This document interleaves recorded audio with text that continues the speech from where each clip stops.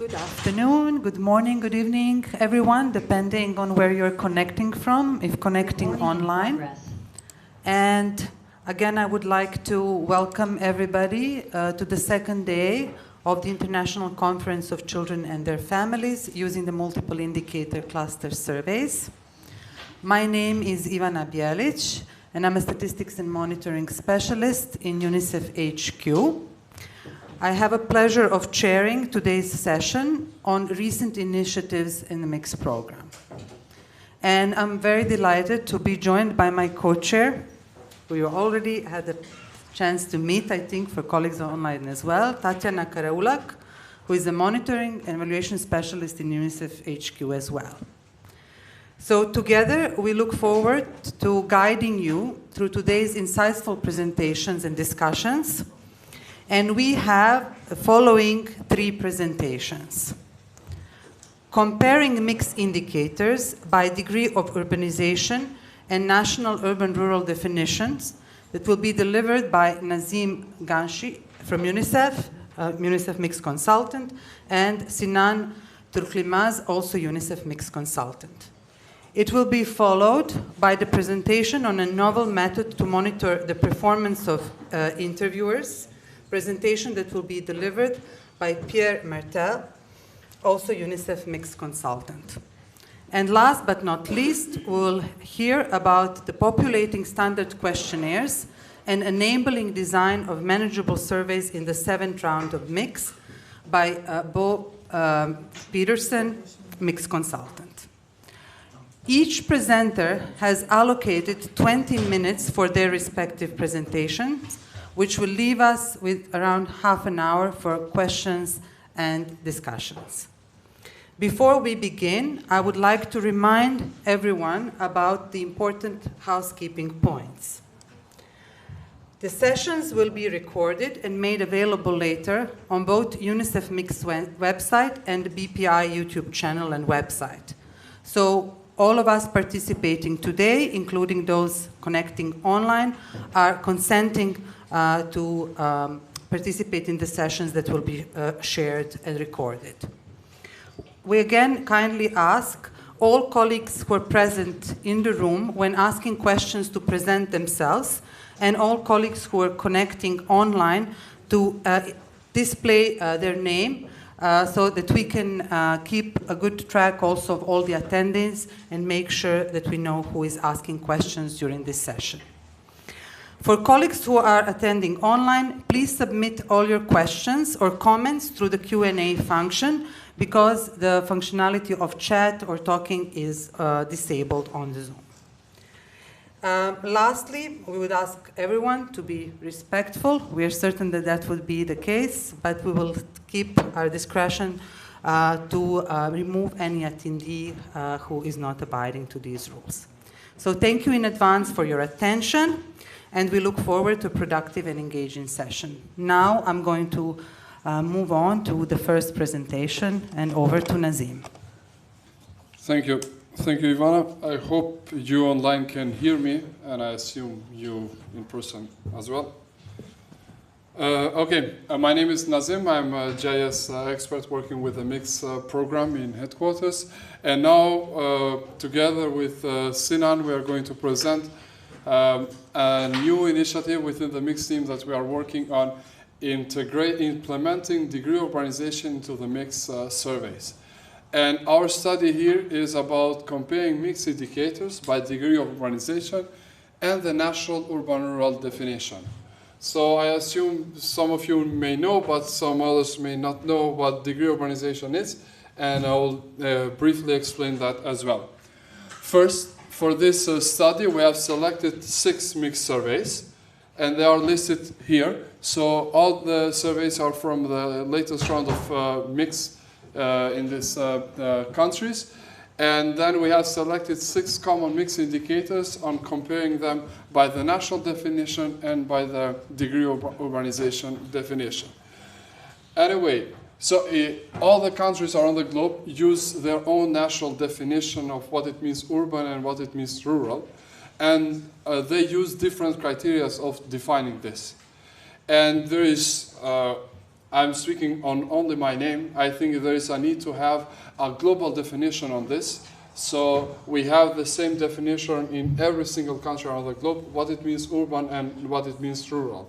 That doesn't mean to stop using the national definition of urban and rural, but just to add one more. So when we want to do cross-country comparison of mixed indicators, for example, we can do that by having one global definition.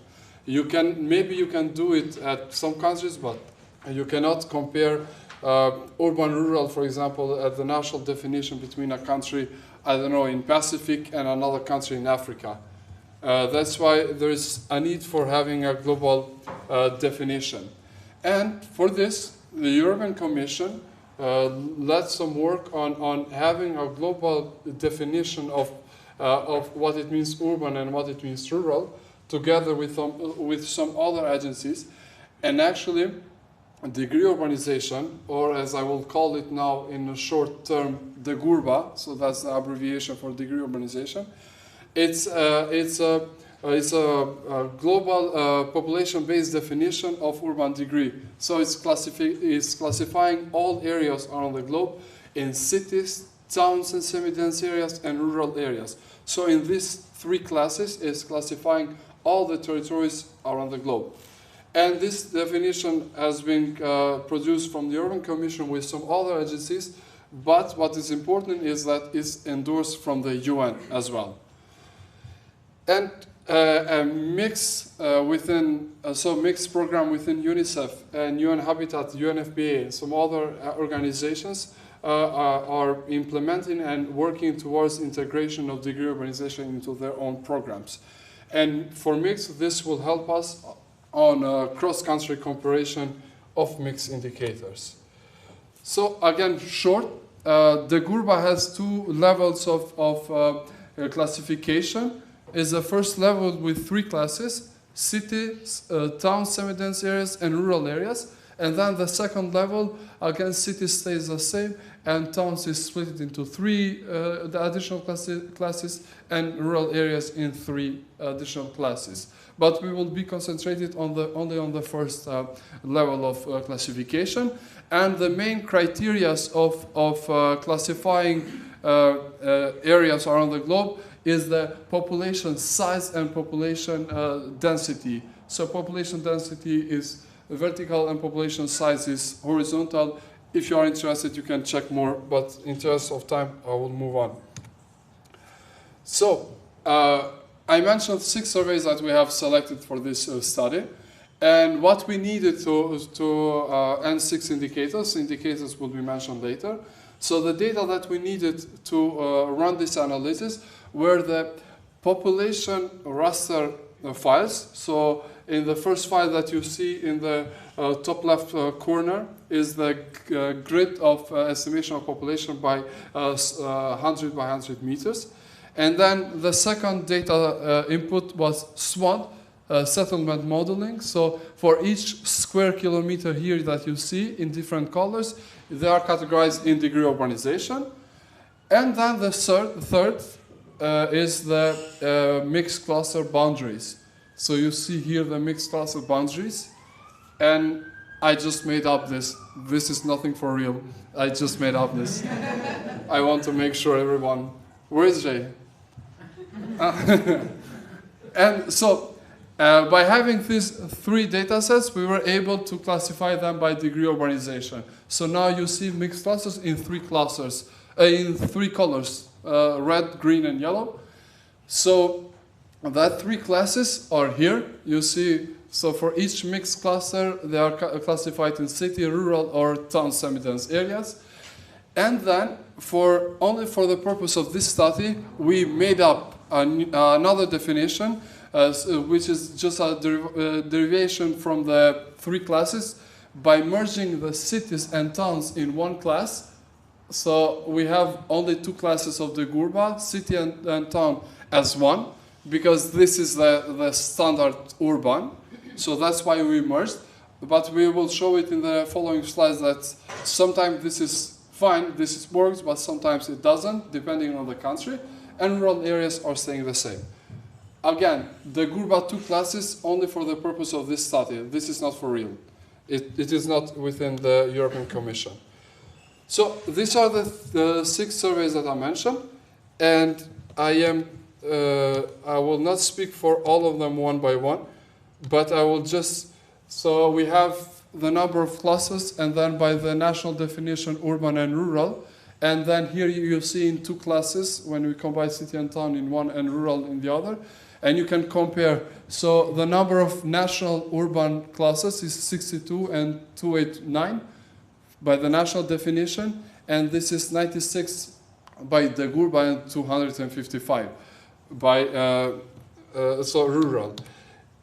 When you check surveys like Fiji, Gambia, and Georgia, you have almost identical numbers, national definition and the Gurba 2 classes.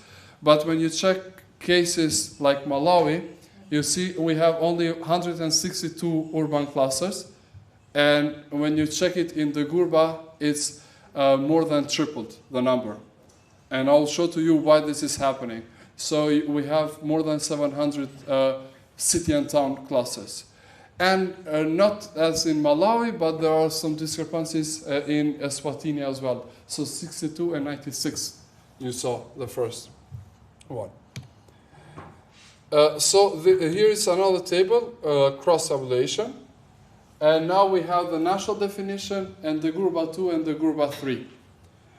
And here I will concentrate only on few of them because we cannot speak for all of them. What is important in Eswatini, you see we didn't have any city. So when we classified the classes by the Gurba, we didn't have any city. This doesn't mean that in Eswatini there is no city by the Gurba, but only in the mixed clusters there was no city. So 2 classes here and 3 classes here, the Gurba are actually the same thing for Eswatini. When you go to Fiji, you see that, or let me do it like this. Let's speak for rural areas by the Gurba and compare it with the national definition. We have in 5 surveys, the percentage is almost identical with a national definition. So we see for Malawi, for example, 100% of rural classes by the Gurba are rural classes by national definition. So this is the perfect case scenario. And in the other 4 surveys is similar, but it's not the same case in Thailand. So 1 in 5 clusters, or 1 in 4 clusters is classified as rural by the Gurba, but by the national definition that is urban. So this is for rural. And then for town, again, you see 100%, 100%, 98, 98, 94. So almost perfect city and urban. But the big difference is coming at the town, what we define as the town and semi-dense areas. 88% Fiji, 77, 81, Georgia, Gambia. Okay, these are almost similar. But then when you see for Malawi, this is a big discrepancy. So 84.7% of what it is defined town by the Gurba, actually by a national definition is rural. And for the other surveys, this is the opposite. But in Malawi, you see that in the Gurba towns, in the national definition, that is rural. Not as in Malawi, but there are some discrepancies in Thailand and in Eswatini as well. And this is why, for Malawi, we had this big change in the previous slide. So you see, we had only 162 by urban, by national definition, but a huge difference when we combined in the Gurba. Anyway, this is it. And so here are just some key points what I mentioned in the previous 2 slides. And now I'm going to give the floor to Sinan to continue with the indicators. Sinan, over to you. Thanks, Nazim. Hello, everyone. As Nazim already stated, our aim is to compare our traditional urban-rural definitions versus the degrees of urbanization. And in order to do a 2-class classification, we combine the 3 category degrees of urbanization. And once it comes to comparison of the indicators, we have selected 6 mixed indicators under some main topics on the sampling error section of each report, and we try to find the common 6 indicators. But before I go to the comparisons, I just want to state the statistical comparison dimensions, because while we are comparing the indicators, it may depend on the nature of the indicator. What I mean is some indicator may be very common, so that it may close the 100%. Some indicator may be rare. And so that's why we need to look at the comparison in the value level or indicator level. And in the second dimension, the indicators themselves may differ among the categories. And the third one, which is our main purpose, is to compare the same definition, which is degrees of urbanization for all countries versus their traditional definition. And all these calculations and the sampling errors were done under the complex sample design feature. And you will see 6 graphs on the next slides. Nazim, please pass to first one. And in each graph, we take one indicator. In this one, this is access to electricity. And we created 6 graphs for each of the 6 countries. And the first one is Eswatini, the second one is Fiji on the top, and the right one is Gambia. Then Georgia, Malawi, and the last one is Thailand. So when we look at the results from the value level, for this indicator, we generally see high values except for Gambia and Malawi. And when we look at the subcategories within the same country, we don't see major differences among the subcategories except for Gambia and the Malawi. For example, we have 54.9% and 13% for Malawi when we look at the traditional indicator. But once we look at the difference between our national definitions versus degrees of urbanization combined in the 2 categories, for example, in Georgia, could you just zoom into Georgia? You mean Gambia? We see some difference in the rural category of Georgia. And when we look at especially to Malawi, could you just move to Malawi? Here we see some significant differences, especially between the traditional urban areas versus city, town, and semi-dense areas. And given that the rural areas, as point estimates are very similar, as almost around 30 and 40%, there is a big difference here. And we already got the reason because of the big shift in terms of the definition of rural in Malawi to rural. The national urban definitions, we only have 15%, whereas degrees of urbanization makes it 65%. So we can check the other indicator, Nazim. Please go to child marriage. And child marriage, we have the highest values from the point estimates for Gambia and Malawi in general. And we have very different estimates for the among the countries and also the subcategories. And again, we see Malawi has significant differences. Please zoom into Malawi again. So the rural estimate 22.3%, whereas 36.3% for the city-town definition. And this is also significantly different, and that's also true for access to electricity. And the next slide, please, Nazim. And conceptive prevalence, for example, a different level of the comparative weight, because it is almost homogeneous for all countries among it is all definitions and also the subcategories, except for Georgia. There are some little differences, but I cannot say any difference between our national definitions versus degrees of urbanization. So as you see, that's also depending on the nature of the indicator, and this is I believe, a good example for such indicator. We can also discuss the early child development index, and here, and we also see the highest values here for in Fiji, Georgia, and again, among the subcategories, Georgia has some different estimates.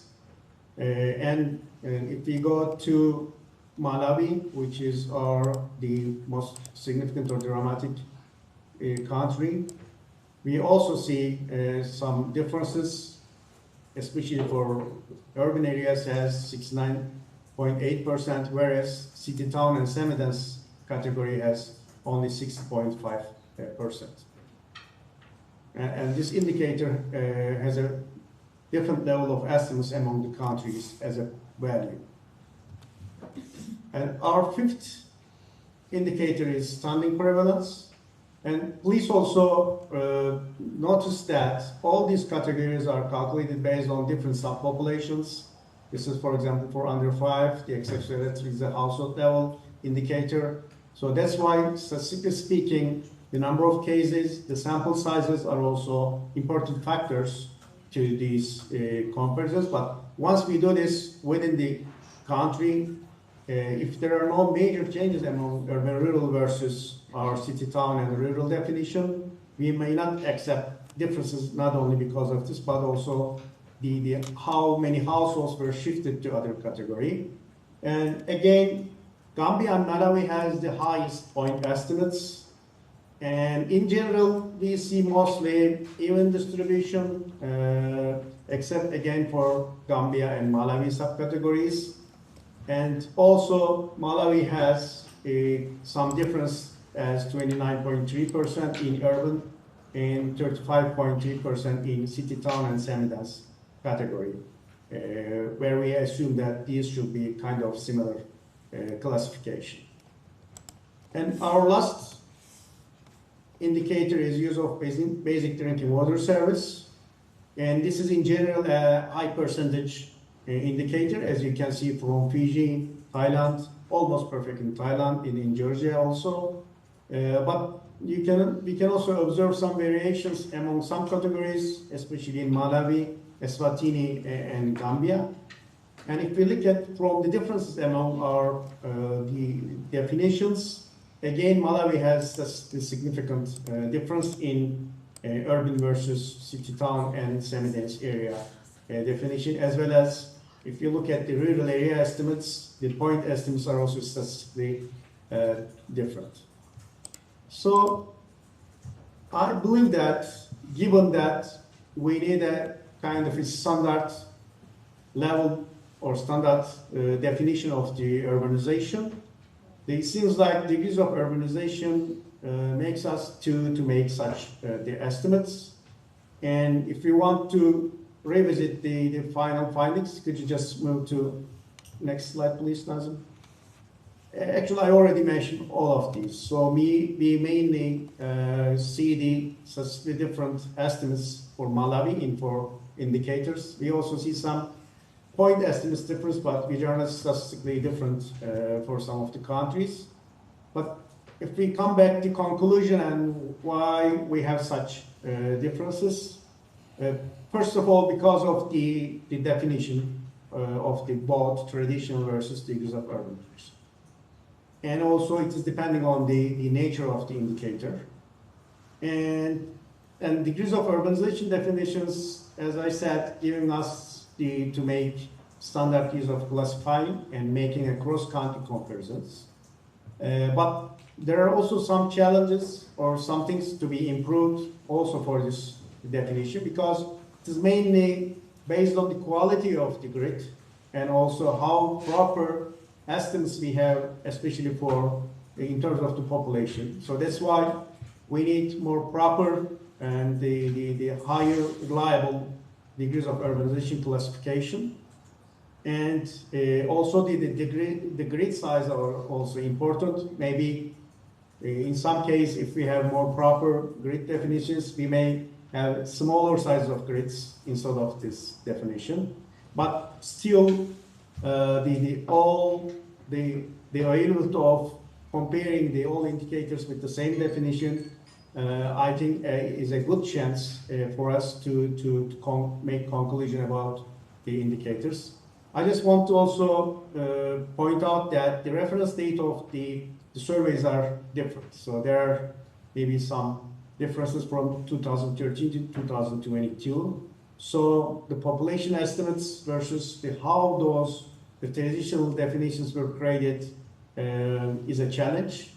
Whereas our all degrees of urbanization data was created on the information comes from 2022. This may be also another challenge or cause about the differences. But if we have more proper grid definitions and estimates, we believe that we will have better comparative categories for urbanization.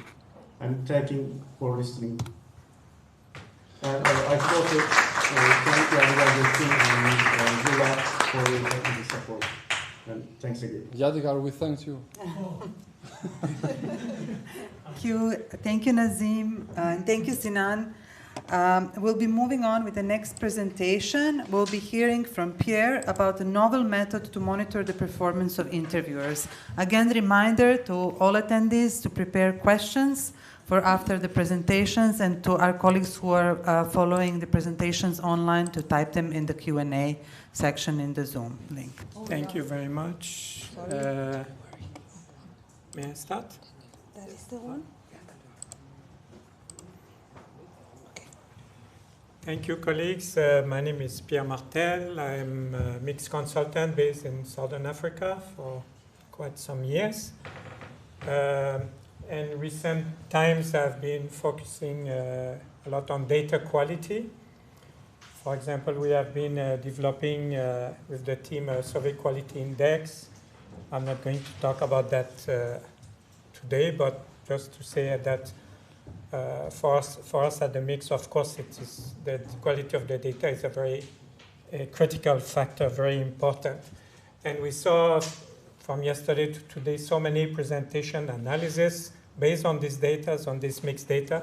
Of course, the quality of the analysis and the conclusions depends a lot on the quality of the data. So that's what we are going to focus on today. So especially, this presentation is about assessing data quality while field work is still in process. Oops, it's not advancing. Mouse, Pierre. Mouse? Yeah. I just click. I usually use the arrows. Am I good? Yes. Okay. So I think most of us know about the standard approaches for data quality monitoring during field work. We have supervisors with our teams. We do spot checks. We review the questionnaires as we are ongoing. There are field check tables in the mix, which shows statistics as we go along with the field work, so we can see which team needs more assistance. We have supervisors at central level that go and visit the team and monitor the progress. More recently, with the introduction of CAPI some years ago, so there are warnings, consistency checks that are incorporated in the application itself. And also we have tools to visualize data during field work. So here we are. This is an example of a mixed field check table by team. And here is about observation of vaccination cards. When the targets are not met, it pops up in the spreadsheet, and we can look at these issues. So, and then this is an example of a Power BI dashboard, which we can look at data when it's collected during field work and get a sense if things looks good or not and where we need to focus. That's yet another slide from the Power BI dashboard. I'm passing because it's not the focus of this presentation. Now, trying to look more closely at what interviewers actually doing, each one of them one by one. One approach that we developed was some graph that shows the 4 specific indicators that have been pre-selected. it shows the work of an interviewer during 1 week, each week of field work. And I'll give you an example right now. So the concept here is that, yes, I can compare, for example, in a field check table, I will compare the teams, isn't it? This team has a higher value for this kind of indicator, this one is lower, but is it because the populations are, one is in urban area, one is urban, one is in a certain province, the other is another province, so you try to understand where the differences are coming from. So the concept here is that if we look at teams, variation between interviewers within a team. Now, these all aspects of working with different populations with different characteristics kind of fades away, isn't it? Because they are working together and moving together to the same area. So when we see large difference between two interviewers on the same team, we start thinking that the problem is with the interviewers, right? So that's the concept. So this is an example. Here we're talking about the median time to complete an under 5 questionnaires. Of course, we are very, yes, if someone can make this disappear, that will help. So we have boxes lined with between the red lines. Each box is basically a team with several interviewers. Each point on this scatter graph represents 1 week of work of one interviewer. And Sinan is back. Why? Okay. Maybe you can just move it out of the way, maybe. Maybe you can just leave it there, and we'll live with it. Hang on. Put it somewhere insignificant there. It's insignificant for this slide. Oh, no, it's okay. Just leave it. Okay. It will be okay. I like that. Somebody has. Okay, let's leave it there without. So median time to complete. So you see the green line here shows that in this is real example, contrary to this Nazim's and colleagues which invent things. These are real things. So this green line with the 9, it shows that the median time in that survey was 9 minutes to complete an under 5 questionnaire. Okay, median time. Of course, it depends on the size of questionnaire. Some are longer, shorter, but in that survey it was 9 minutes. And we can see as we can suspect it happens at the beginning of the survey. They take more time, then they get to know better the tools. They get more enthusiastic about doing more questionnaires sometime. And then they reach more or less after the 3-4 weeks of work, you reach a kind of level of work, isn't it? But some people go a little bit beyond getting used to the questionnaires. So you see there's a little number below each dot. It's the sample size. So this number 84 has done in the last 2 weeks over 100 under 5 questionnaires, which is already, quite a good amount of work. And the median time for this 100 and so questionnaire, 3 minutes. Why are you laughing? Maybe he's a very good interviewer, right? So no, it's just to spot that, yes, we get worried, especially towards the end of fieldwork. People want to go back home or they are being pushed by the supervisors. We need to finish the survey. But then what kind of data are we collecting? Fortunately, it's not everybody, but we can spot those who are doing these kinds of things. This is another one. Yes, I'm still good. Proportion of under 5 deaths in birth histories. Of course, very important. We are calculating infant mortality, under 5 mortality. We see in general that looks pretty good, but we have some cases that look a little bit different. You see, for example, we are going to look at this 153, team 15. So during the first 6-7 weeks of fieldwork, that interviewer recorded 1 on the 5 deaths, isn't it? Of course, we are happy that children are not dying, but we want to collect information that shows actually the reality in the country. And there was a monitoring compared, and now you compare within the team, look at this other colleague on the same team, in the same populations, I found a larger proportion of under 5 deaths.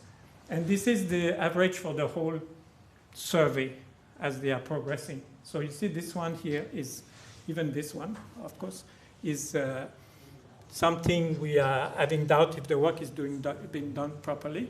So after doing a monitoring visit specifically to see what's happening, you see now that the following data collection process was more in line with what we would expect. But when you go to a team and say, be careful, you are missing on the 5 deaths, we want you to collect everything. Now some people go overboard, isn't it? So possibly here, of course, it's difficult to invent deaths. It's not like another indicator, but maybe this interviewer started to record stillbirth, for example, just to please us who are looking at the data. So we have always to be very careful the way we transmit information about, during fieldwork, about what we see in the data. We don't want to get overreactions. We want interviewers to collect what is real, actually, the real information. So now I'm getting to the main focus of this presentation. All these methods we have seen up to this point, there's really a gap because they are looking at predetermined sets of indicators. They are not looking at everything. Of course, some of these indicators are very important. We want to look at them. But then how many questions are there in a typical mix, isn't it? There are hundreds, really, of questions. And often when we get to the point of analysis, we say, there's a problem in the data. If I had known during fieldwork, I could have tackled that issue. Or even worse, maybe we don't even know there is a problem. So what we started to think about, what could we do to look at all the questions for all interviewers? It's a challenge, obviously. And maybe we will be able to see unsuspected issues. So what did we do? We decided to run a statistical test. Mostly they are chi-square tests. For each question, comparing the answer pattern of an interviewer with the other interviewers on her team jointly. You see, compare this interviewer with the other members of the team, of that one team, not the whole set of interviewers. We do that over a specific period of time, usually the most recent 3 weeks of fieldwork. Why? Because you can go to a team and say, you guys have been collecting this kind of information, that's not right. They will tell you, we had this problem at the beginning, but now we are doing fine, isn't it? And we want to know what's happening now at that period of the fieldwork. So we usually use 3 weeks. It gives us enough data to look at the issues.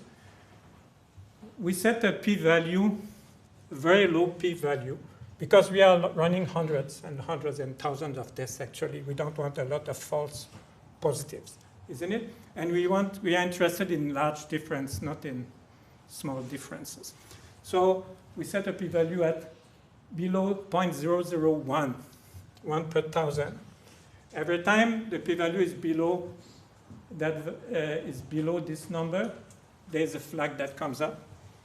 And a small statistical table is produced for that interview, for that team, for that period, for that particular variable. And we present that graphically, as I will show. This is an example of that method that I just explained, victimization module. we have 31 variables. Variables, it's one per question, but when you have a question that allows multiple answers, each potential answer becomes one variable, right? So 31 in that module.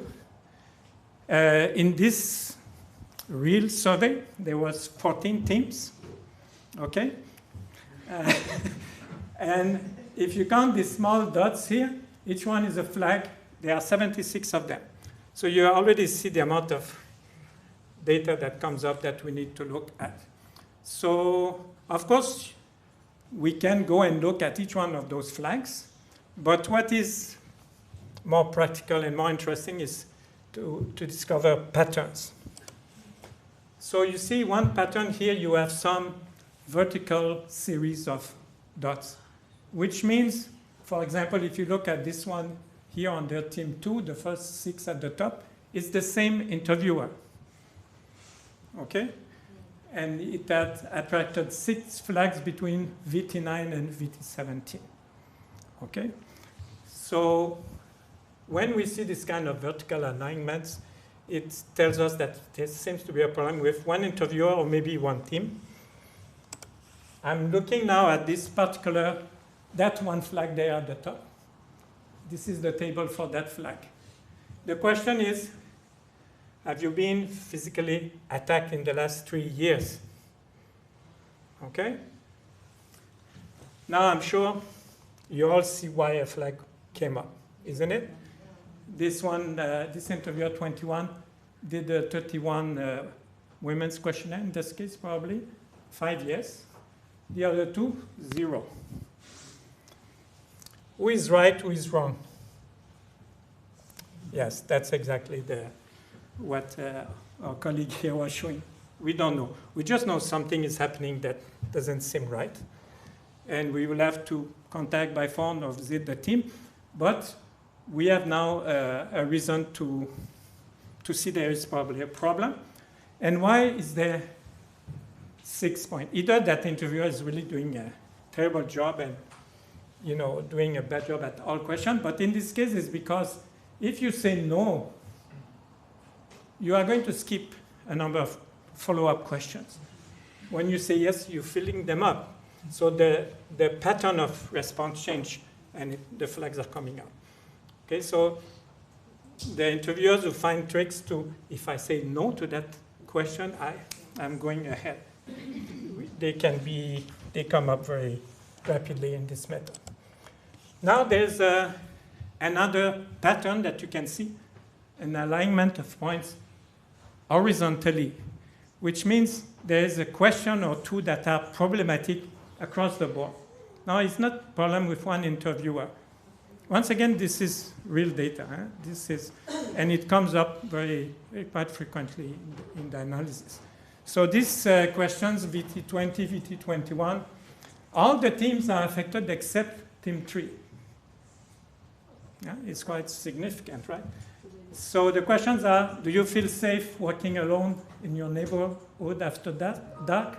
Or do you feel safe staying alone at home after dark? So we'll look at one of those flags. And you already see what the problem is, isn't it? What the issue is. In this case, I'm looking at my time, yes. This interviewer 13, which was the one who got the flag, has 5 very safe. The others don't have any very safe. And these 2 colleagues on the same team have a lot of never walking alone after dark. And he or she doesn't have any. This kind of issues is seen quite often when there are answer categories that are not a direct answer to the question itself. The question is, do you feel safe walking alone? The category is I don't walk alone after dark. Of course, it's related, we understand, but it's not a direct answer to the question. So to get that answer, either you get some respondent who will say that by their own, or you are going to have to probe, isn't it? And some probe and some don't probe, some interviewers. And it creates different patterns of answers. Okay, getting my two last slides. I have 1 minute or two. So the assumptions is that everyone works in the same team and that the team moves together. This is the usual mixed procedure in many surveys, but sometimes that method is not followed. Sometimes some supervisor decide I'm sending 2 here, I'm sending 2 to the next village, and then it breaks we cannot use that method in those cases. And you need to have at least 2 interviewers applying the same questionnaire. For example, in the mix, we have a man's questionnaire. It often happens that you have 1 male interviewer per team, and he does all the men's questionnaires. That doesn't work for that method, because we don't have anybody to compare him with. And then, if everyone does the same mistake, for example, it could be a problem of training, it's not going to come up because they are all doing the same way. And that must be the last slide. The pros and cons. So you look at all the questions, all the interviewers, you see unsuspected problems. It can help supervisors focus on really issues that needs to be looked at. The cons, it requires time. You need to go and look, to consult with the team, what is the issue, because it doesn't tell you automatically who is doing right, who is doing wrong. And there's a risk to overwhelming the teams with lots of information. We have been addressing that, but I don't have time to speak about it here. Merci beaucoup.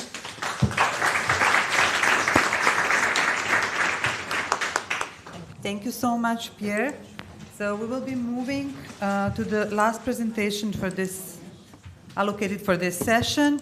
Bo will be presenting on populating standard questionnaires and enabling design of manageable surveys in the 7th round of mix. Thank you. I hope you like my short title. I'm here to do something that really has not much to do with the conference, which is about analysis and use of data. But I think it's really important with this presentation and the previous presentation that you get a little bit of understanding of where the data that you're using is actually coming from and how the decisions are made on what goes into the questionnaires globally and around the world. So we have just, as you know, moved to the 7th round of mix, and we have applied some new methodology to really assist us and the surveys, the countries around the world to decide on content. You all have your own desires and wishes and interests and have over time probably become champions on different parts of data. And it's really the same all over the world. There's no data really that nobody wants, right? There's always someone somewhere that really wants this aspect of data. And the truth of the matter is that we cannot carry it, right? There is just so much that we need to know, and we want to know it from everybody. And some people have a lot of money. They can come and say, oh, I give you $2 million, can you collect this in this amount of countries? Other people come with the best idea in the world and say, I don't have any money, but can you help me out? It's an enormous platform, this, and it's only increasing. So we had a reaction to this. I can't explain you everything, but we intend to publish on this to really describe how we went into this 7th round of mix from the top. So, at the really foundational level, anything that you see in a mix is based on indicators. There are lots of surveys, obviously, across the world, international programs, and what should I say, research for multi-country and individual countries that ask questions that are great and have great research potential, but do not necessarily lead into established indicators. Now, mix has ever since the beginning been designed to deliver data on international global monitoring platforms, right? The most recent being on SDGs, right? Everything is pre-cooked, so to speak, right? There are SDG indicators that are defined. One of the things that is the bread and butter of mix is to say, okay, this is the method that is described as to how to collect this indicator for SDGs. This is what we're going to do in mix. Which is why when Pierre shows the safety indicator, right, the safety questions on do you feel safe walking in your neighborhood after dark? That question is defined. It sits right there in the SDGs if you look it up. This is the question. Someone somewhere has said this question works, and you can use this everywhere in the world, and this is how it is. So even though we sit as the mix team and saying, we have a little bit of a problem, it is extremely difficult. It's like I try to explain to people that we are really this big container ship, right? That is moving along, and if you want to move anything in what we do in SDGs, you have to give a command at one end of the ship, and then 15 kilometers later, you are starting to turn, right? That's how long it takes. So when we say to our colleagues that this question has some problems, 10 years later, 5 years later, if we're lucky, this is when the change is coming. I mean, unfortunately, that's the case. So what goes into mix? Not everything. There are lots of indicators that do not function well in a mix. We have tried, we've tested twice before to collect consumption data because we have lots of social protection people and economists in UNICEF that really, really want to have this poverty data, right, combined with the social indicators. We've tried. It fails every time. It can be done, but you need a team of 10 super experts to sit and do this, and we can't do that in every country. There are different ways of combining this data, and that's another long story, but it doesn't work inside mix. There are other things that don't work. I used to say you can't do blood sampling in mix. We're going to do that now. So that's the new future. So, how have we in the past decided what goes into mix? Conversations, discussions, management saying we must have this, donors, partners, expert groups with varying levels of importance and clout, money to decide what goes into mix. A big mixture of things. It doesn't work like that, right? Lots of it was also our own preferences. I really like this data, so let's continue collecting it. It doesn't work in the modern world. So we came up with this system to try to figure out how can we objectively assess how to do this. And this is what the reasons that brought us here. With the SDGs, they're not alone. There's tons of indicators, tons of methodologies being developed because everybody wants data.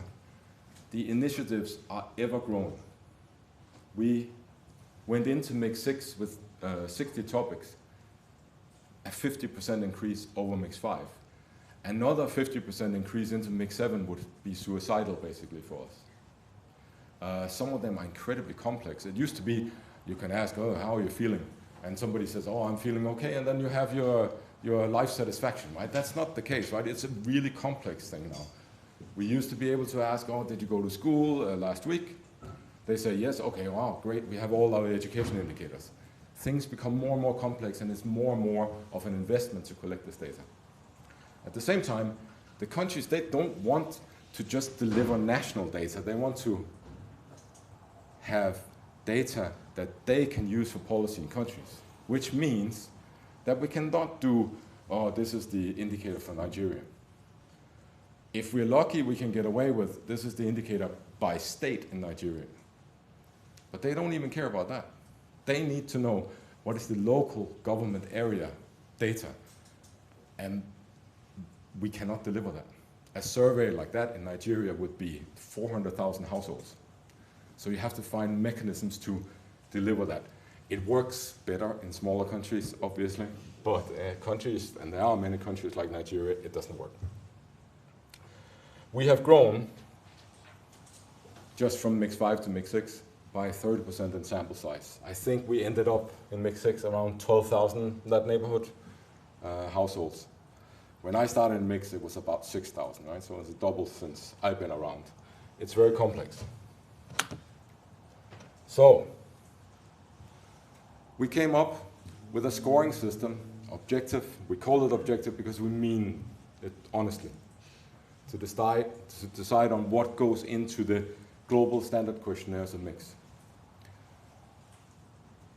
It has to, we do surveys for countries, so it has to work with a new architecture that we pull together that can help countries have conversation about what questionnaires they need to put to the field. Now, we don't want to collect malaria indicators in countries that don't have malaria. We don't want to collect contraceptive prevalence every 2 years in most countries, right? Every 3 years in most countries, because things do not change very rapidly. So we have to find a way to evaluate the different topics at country level. So we tried to put that together, and this is the short story on that. I am presenting this on behalf of the Global Mix team, but I think the biggest steps were cooked up by Attila, the Global Mix coordinator, who has arrived today, if you didn't notice, and is now standing and looking at me like he likes to do in presentations. So if he ever walks up here, you know that I'm saying something wrong. So Attila, I live in the UK, right? And Attila works in New York, has worked in New York, and goes back to Turkey during the summer, or to Cyprus during the summer, where he's from. So when he moved for the summer period over to my time zone, he started calling me, right, in the morning instead of having to, and say, let's work something out. And then we started working on it for basically 2 entire summers we were working on this. So we came up with these indicators to describe what the global mix program, in terms of dimensions, would be looking at to determine what goes into the global mix set of questionnaires. Each of these different dimensions have indicators. I'm not going to go through all of these indicators, but if we look at the big topic these days, SDGs, we look at how UNICEF contributes our responsibilities to SDGs. Mix is a UNICEF program. We have to look at SDG generation in mix. It's scoring topics that deliver UNICEF's SDGs highly, right? So that's how the system functions. We look at existing and developing interest within UNICEF in the topic. Obviously, we are guided by UNICEF management that is in turn guided by its partners. Are these priority topics? We are guided by the global interest. UNICEF is not alone in the world. We are our sister agencies, whether things are emerging or whether big partners have an interest in this. Country interest, one of the biggest dimensions that we're looking at. How many countries in Mix 6 for an existing topic were using the topic, and our anticipation for anything new, how much would be used in the coming round. And then finally, our internal considerations. Are indicators covered by other programs? Does it match with our vision of having a child survey? Did we ourselves develop this? Can we stand behind this? Is it easy to customize? Is it easy to implement? And finally, does it produce good quality data in our own assessment? We had, you remember I said we had 60 topics going into Mix 6. For Mix 7, we scored 100 topics. It's a lot. We ended up, all this aside, adding a few more topics. Not a 50% increase, a few more topics than in Mix 6. But the architecture that we put together for Mix 7 makes it does not seem as an increase, but we will get to it in a second. What we did was that Attila and I were developing the indicators and test scoring many things. And then we, for things where we would not consider ourselves as experts, we went to our colleagues in our section, the Global Mix team, first amongst the nearest colleagues and the household survey experts, then later to more people. And outside of our section, our sectoral experts in UNICEF, as well as the management of our section to score different aspects. That's what we call objective. These dimensions are not of equal importance, so we asked also our colleagues to help us assign weights to the different topics. We were mostly, not topics, to the dimensions, sorry. We were mostly in line with each other. There was no like extreme pieces that fell out of this. So all this together in this nice little box over here, you see the different indicators, a total of 17 indicators in the 5 dimensions with different weights coming up with scores. You see the minimum and maximum scores here. Not too complicated an approach. But we had to come up with some cutoff scores to say what kind of score and what other parameters makes a topic fall out or not to be pursued. What different parameters would allow a topic to survive despite it not scoring very high? For instance, for those of you working on breastfeeding and dietary intake, that topic, we have a section in the women's questionnaire for women about children they have born in the last 2 years, the last born in the last 2 years. When did they put the child to the breast? And then we have questions on the 5 questionnaire about the dietary intake of the child in the last 24 hours. We consider those 2 different topics. But in reality, from a conceptual level, it is the same, right? We're describing infant and young child feeding. So even though one of those scored quite low, because the topic kind of fits together, sort of an executive decision was to, okay, once one part of a topic survives, we let the rest survive. That was sort of the approach. So, we got all of our scores, we figured out what are we going to put in our global. Well, what are we going to do to help the countries? So using the same method, countries in the past, and they will continue to, they will look at a standard questionnaire and say which pieces do we want and which pieces don't we want. What we have done now is that we have done a very short base questionnaire and taken all of the individual topics that, let's say they didn't score to get into the base questionnaire, although it's slightly simplified. We have created packages for countries to add to their questionnaires. In the past, we had full sets of questionnaires where countries would remove things. So maternal mortality would sit in the standard questionnaire, and countries would actively take the decision to not collect. What was the first thing I said today in this presentation was everyone has a champion, right? Every single topic has a champion. So when you are in the country discussing what should go into this, there will be someone sitting there saying, I think maternal mortality is really, really important, and you are really stupid if you don't think so. And you can't argue against that, right? Because maternal mortality is super important. But it is incredibly rough in a household survey. It is one of the worst things we can do in a household survey because it's really, really difficult. It requires an enormous sample size. And even then, your precision and accuracy is all over the place, right? But it is still important. So you're going to have to sit in negotiation and say, no, we don't really like maternal mortality. So it stays in there. It is much more difficult to, it's much easier, let me say it like that, to have it out from the beginning and then somebody has to talk it in rather than having to talk it out. And it works. So that's one of the big things. So, how do countries decide what to do this? We came up with a simple measure Simple. We scored the topics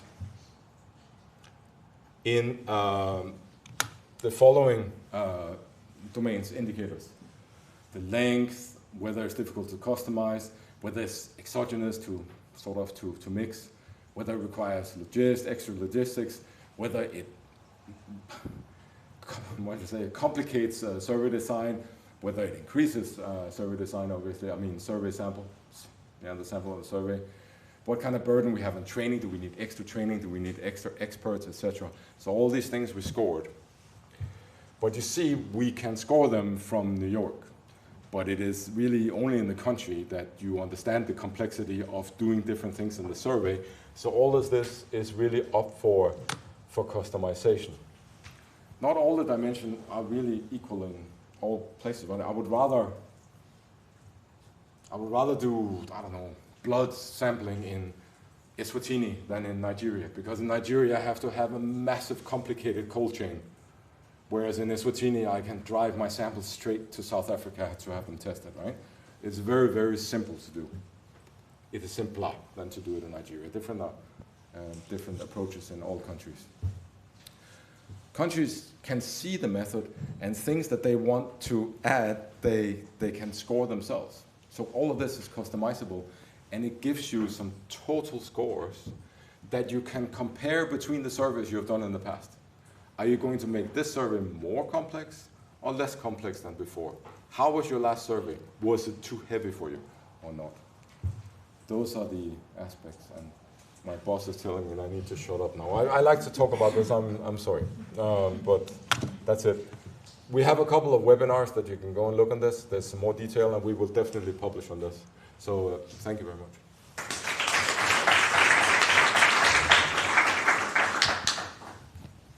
Thank you, Bo. Thanks again to all the presenters. We have 20 minutes to go through some question and answers, discussions. So for the start, we will take 3 questions from the in-person attendees, and then we have already 2 questions from the colleagues online.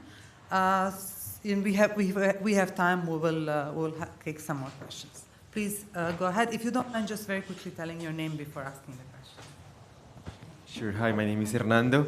It's a question for Pierre. Thanks so much for such an interesting and stressful presentation.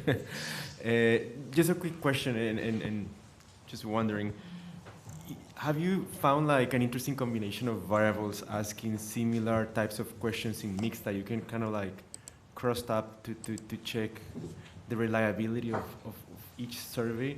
And I'm just thinking that it would be interesting to create kind of like a new dummy variable based on that to kind of like score which surveys or which observations are reliable and rerun your analysis based on that. I don't know how bad is the problem across the board, but yeah, just wondering. Thank you.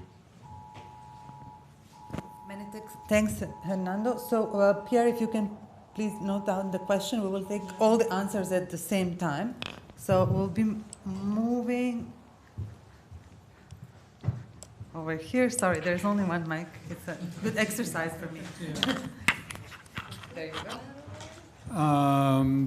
People have spoken about some very important issues, and I particularly appreciate Pierre's presentation on interviewer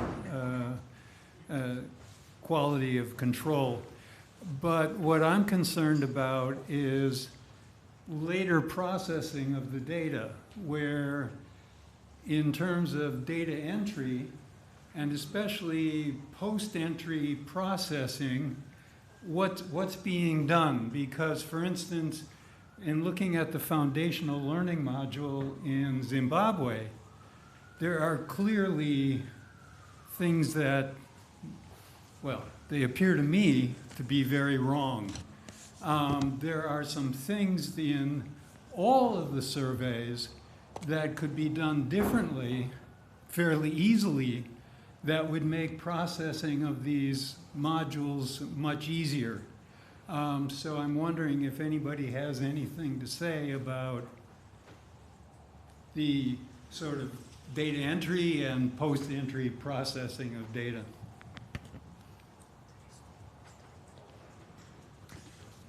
Thank you. We'll take 2 more questions from the floor and 2 from online, and I think that we will have to stop there for the time being. Go and then So I have a question, David Gordon. I have a question for Pierre and a quick one for comment for Bo. When we collect national poverty data and social data, we know that the interviewer characteristics, particularly their age and gender and sometimes their ethnic group, can result in slightly different answer prevalences. So we sometimes release power data so that can be controlled for when we do the analyses. And I wondered if UNICEF had considered releasing basically age and gender of the interviewers so that we can control for some of the questions where that may affect the answers. And Bo, I liked your 5 criteria, and I was slightly amused that the weight for UNICEF priorities was half of the mixed priorities. You may want to change that before you show it to senior management. Thank you. One last question. Yeah, really quick. Hi, I'm Oliver. My question was for Nazim, actually, on the degree of urbanization. Just to understand, I think I saw it popping up in a very recent mixed data set, if I'm not mistaken. But are you trying to do that retrospectively for older samples as well? And link to that, Anna, do you know if that is something you're planning to include in IPAMS? No.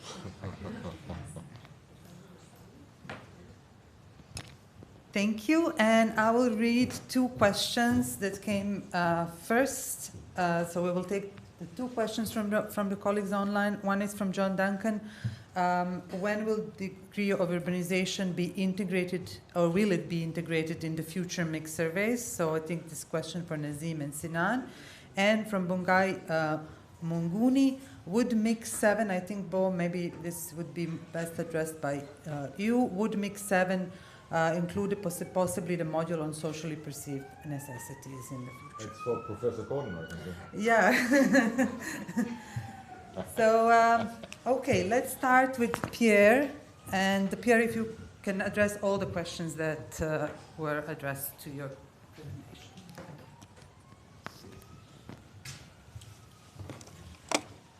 Okay, the first question about reliability of each survey. I'm not sure I got all the angle of your question and suggestion. I think, as I mentioned at the beginning, we have already developed and are trying to improve on a survey quality index.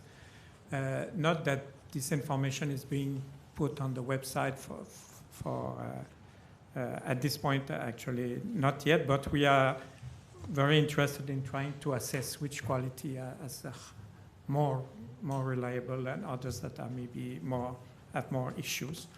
So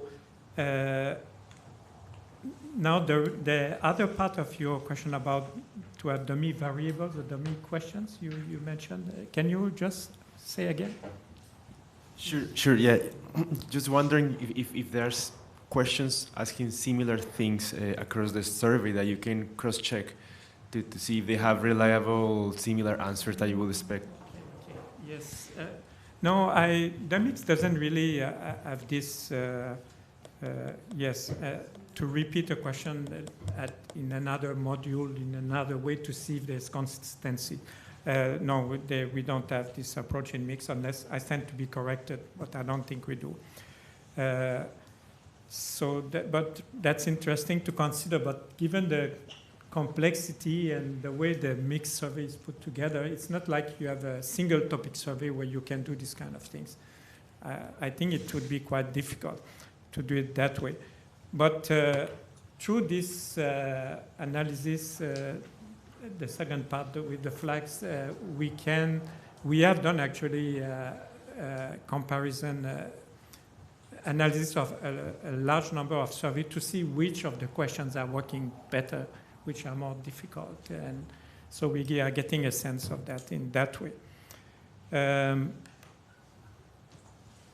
I don't know if the other question was for me. It's about data entry and post-entry processing.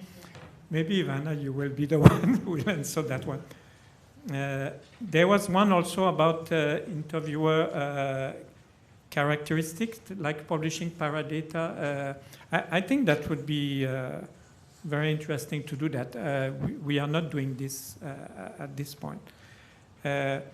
And not only for interviewer characteristics, but other characteristics of the survey. I think this is a next step in Mix that would be very, very enriching. And for people who are using the data, it would really help in the analysis. Thank you. Thank you, Pierre. I will just use the opportunity to address the question related to the data processing and standardization of that work. Certainly both data entry or data collection, because we are dealing with the copy data collection in Mix for quite some time now, more than a decade, I would say. We're looking always into improving the procedures, particularly when we look at the foundational learning skills. Since the module itself has been evolving, so did our copy processes as well as the analysis files for producing the final tables. And I think that with this round of Mix, we have come up with a more standardized approach to it. There were more variation, I would say, in Mix 6 in the way the data were captured. There were some differences, particularly in the surveys that included more than one story for testing literacy. So there is more standardization work that is happening in that respect.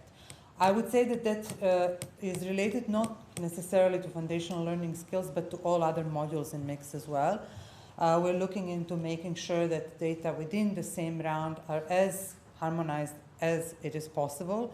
Of course, our goal is also to ensure that all country-specific adaptations are reflected in the country-specific publicly available data sets, but through the partnership also with the IPOMS team, like what we have heard from Anna's presentations yesterday, we are also making an initiative happening to make sure the data are becoming harmonized across the different time periods, rounds, and across the different surveys. But I fully agree with you in the foundational learning skills. There are challenges in analyzing, particularly the surveys from the Mix 6 round. Over now to you, Bo, and then Nazim, if you don't mind, to come last for addressing the question. Let Nazim go first. Oh, Nazim. I can talk for an hour more. Well, you have time limitation. So. And that's why I wanted him to speak first, so I can take the rest. So, but I'll take it anyway. So I told you that in the last 3 years we have been working with Mix.js. And in all different gatherings that I have had with people around the globe, all the time I was talking that this is coming, and this is coming, and this is coming. And yesterday I finally had the chance to say that this came, so for GPS and survey boundaries. But then today I started again with something else, this is coming. And then I get the question, when? So I think both questions are related. So let me first start with this one. So first question is, when will the Gurba classification be integrated in future Mix? So as I said, now we are working on integrating this, and we actually started last year with the very first survey on integrating Mix, the Gurba into Mix. That is Nigeria Mix Plus. So Mix Plus, Tatjana mentioned, is a household survey conducted by phone, which is a follow-up after the main Mix conducted in our country. And now we just finished with the second wave of Mix Plus in Nigeria, and again the data are going to be presented, disaggregated by the Gurba. So we started with that survey, and hopefully we will continue with the other surveys. But it's not as easy as it looked. So we need to have a very good data quality to be able to classify by the Gurba. That's why I think it will take time, and I cannot promise a date. And it's even harder to go backwards. Right now, with a survey, we are working with another country, a mysterious survey, someone said it to me today. Yeah, we are working on potentially publishing some key indicators from that specific survey by degree urbanization. Because we have to take into account the sampling frame, which was designed by urban rural as the national definition, and we are afraid that we are not, maybe we cannot present the results at the Gurba because the sample was not designed that way. Anyway, we are going to test it in one survey in some key indicators concentrated at SDG indicators by mix, and we will see how it works. And I hope you will hear soon about that. Me too. So I have a couple of things written down here. There's one comment online that that SDGs and UNICEF are weighted twice, and global interest is weighted at 1.5, and we are overlapping, and it's true. But I would like to bring it back to the original argument that we are running an indicator survey. So whenever something is an indicator, the way that we have designed the dimensions and the underlying indicators is that some things do get counted twice. Whether it's an SDG, whether it's an SDG under the custodianship of UNICEF, whether it is an SDG that is replicated into the strategic plan of UNICEF during the current years. Now these strategic plans, they change all the time.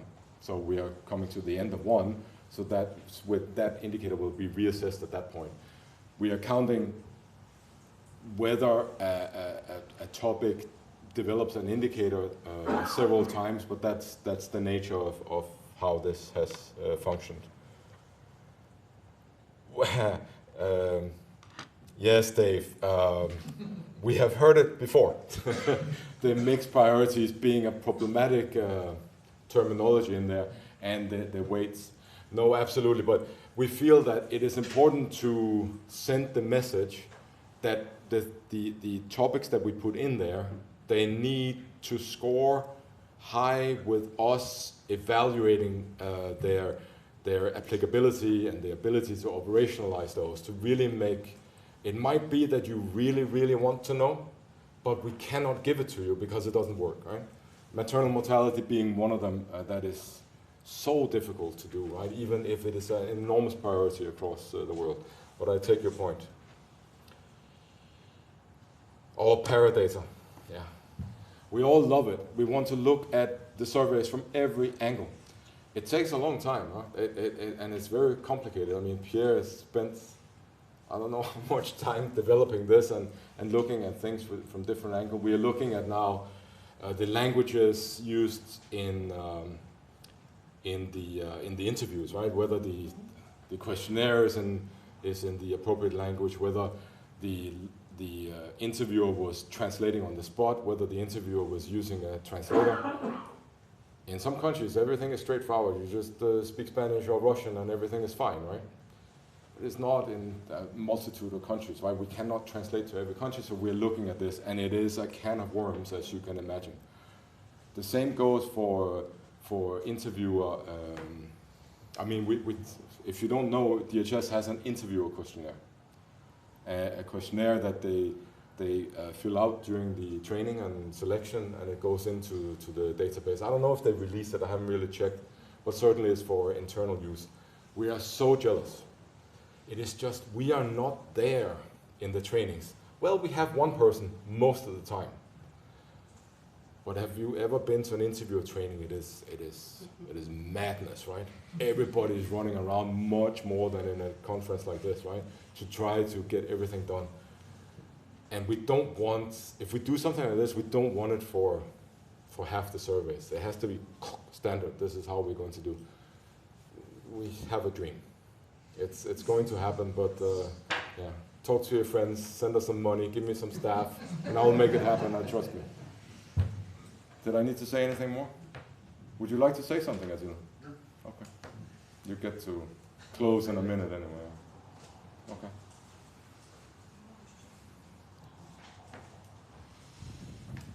Thank you.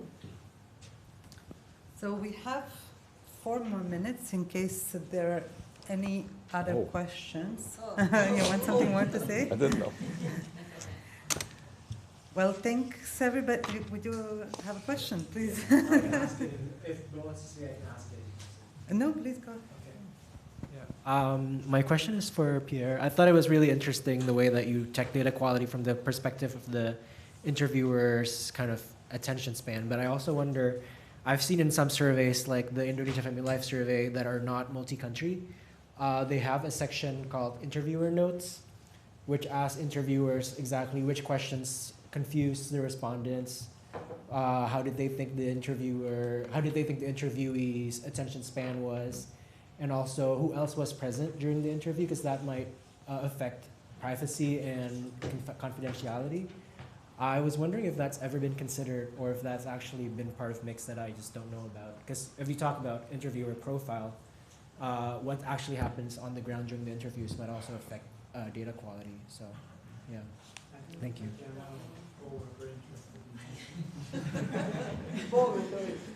As long as I get a chance to talk, I'm so happy.